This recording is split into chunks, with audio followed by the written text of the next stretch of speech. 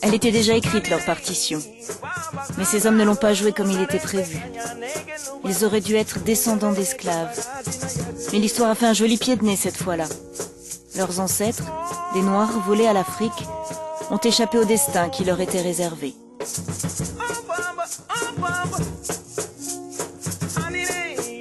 Ils se sont retrouvés en terre indienne, dans le Nouveau Monde, aux Amériques, libres.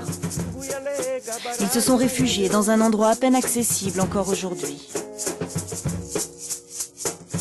Depuis, ils chantent leur lutte, leur résistance, leur victoire.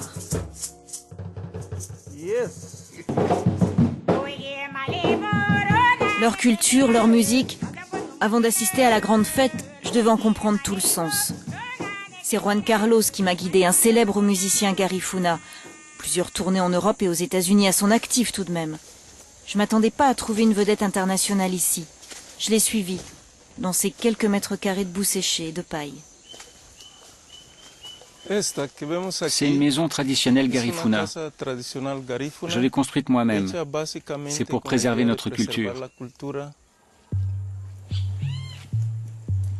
Juan Carlos, auteur, compositeur, interprète et grand prêtre de la culture Garifuna.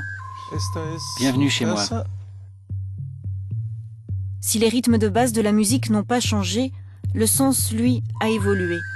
Les paroles sont moins belliqueuses. Les chansons aujourd'hui parlent de la vie quotidienne et des croyances. Nous croyons dans la résurrection des morts. Nous pensons que nos grands-parents reviennent d'une vie plus profonde pour nous aider ici.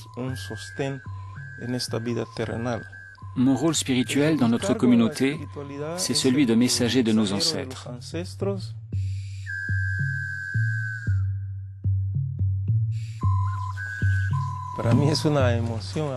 Ça m'émeut de parler de la musique Garifuna.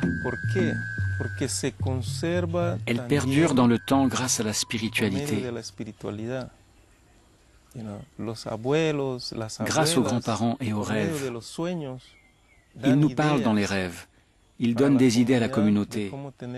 Comment faire de la musique? Comment créer des paroles pour une chanson? Des rythmes? Ou encore comment bouger pendant qu'on joue? Les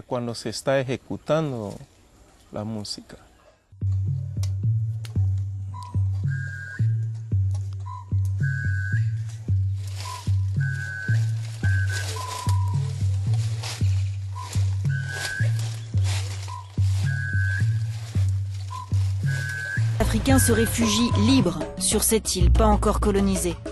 De leur rencontre avec les Indiens naît une culture et une langue. Désormais, ils sont Garifuna. Français et Anglais tentent bien de les récupérer, mais ils se défendent. Ils composent même des rythmes pour marquer leur succès. Comment ils fêtaient ça? La nuit de la victoire, les femmes ont inventé un son unique. Elles jouaient avec leurs mains, comme ça. Alors, toutes les femmes ont fait ce son avec leurs paumes des mains.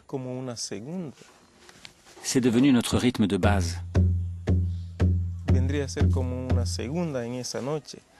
Et les hommes, eux, ont fait comme ça avec leurs mains. Voilà ce que ça donne. La musique Garifuna est née de ces combats victorieux. Certaines danses aussi. Ces masques, ils imitent la gueule que les Français et les Anglais ont faite quand ils se sont heurtés aux combattants. Je parie qu'ils ne devaient pas être fiers, être capables de réduire des millions d'hommes en esclavage et perdre la face devant une poignée d'entre eux. Les Garifuna se payent encore leur tête aujourd'hui. Fin 18e, ils finissent par fuir. 2000 d'entre eux atteignent par barque le continent. Les groupes se dispersent. Au Guatemala, ils fondent Livingstone.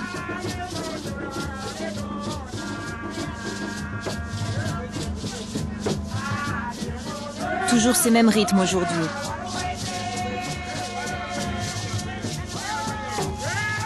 Depuis 200 ans, chaque année, ils revivent l'arrivée de leurs ancêtres. Et Garifuna, les seuls Noirs débarqués s'enchaînent aux pieds dans les Amériques.